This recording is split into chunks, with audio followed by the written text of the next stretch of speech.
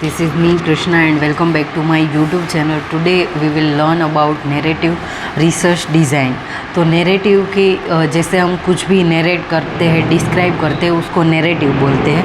The term narrative comes from the verb to narrate और to tell, यानी tell a story in detail. It is a literally form of qualitative research with a strong tie to literature, and it provides the qualitative approach in which one can write in a pre-assurance literary form. In narrative research design, researchers describe the lives of individual, collect and tell theories about the people's lives, and write narrative of individual experience. And when they tell a story, it helps them understand topics that they need to process. Telling stories is a natural part of life, and all individuals have stories about their experience to tell others. यानी कि जो researcher होते हैं उनके पास और जो narrator's होते हैं उनके पास कुछ ना कुछ बोलने के लिए स्टोरीज होती है. तो ये नरेटिव रिसर्च डिज़ाइन उसको हेल्प करता है. In this way narrative approach captures an everyday normal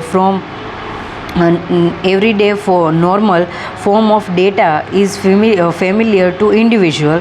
तो ऐसे ही ये एक फॉर्म हो गया कि जिसमें हम डेटा है वो कलेक्ट करते हैं, जैसे कहानी के द्वारा.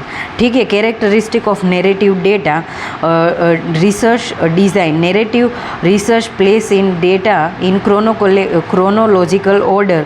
This is one main characteristic that makes narrative research different from other forms of research. The sequencing of events help in creating a picture for the reader to appropriate experience of the individual. Narrative research allow restoring, which helps the researcher to develop a sequence of event while establishing cause and effect. अब हम उसके steps देखते हैं. तो उसमें पहले identify an issue of concern, selecting an individual who can provide an understanding of the issue. यानी कि ये जो हमारा प्रॉब्लम है उसको कौन अच्छे से आइडेंटिफाई और उसको कौन अच्छे से समझा सकता है वो हमें देखना है. Collect the story from the that participant. यानी कि हमें उनके पास से स्टोरी कलेक्ट करनी है जो पार्टिसिपेंट है उसके पास से. स्टोरी और रीटेल द इंडिविजुअल स्टोरी. यानी कि फिर से हमें जो स्टोरी बोली है उसको दूसरी बार हमें सुनना है और देखना है.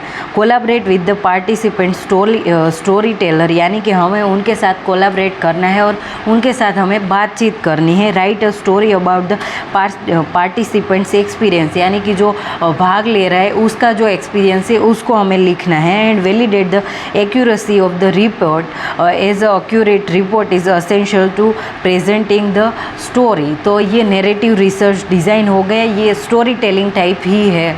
तो it's very easy to understand. अगले वीडियो में हम केस स्टडी के बारे में पढ़ेंगे. तो I will end this video here. Bye everyone. Thank you so much and happy learning everyone.